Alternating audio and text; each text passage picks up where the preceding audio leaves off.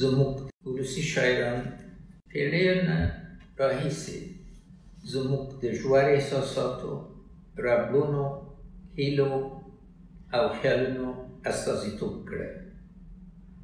خدای بښلی تراب صاحب دغه لړۍ ژوندۍ ساتلې وه. غږ یې اوچت، ژبه یې سوچه، دردونه یې ژور او هیلې یې د باعزته او قدرمند ژوند دپاره روښانه وو. دی حق ته ورسېده، خدای دې وبښي.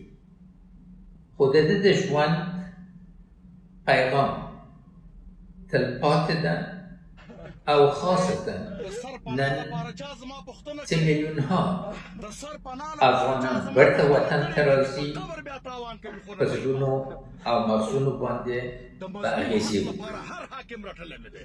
ولس ژوند غواړي چې عزت ته ورسي. د ده محترمې کورنۍ، ملګرو، خواخوږو ته لر او بر پښتونخوا کې او ټولو وطنوالو ته تسل غواړم. الله تعالی دې جنتونه ورکړي. انا لله و انا الیه راجعون.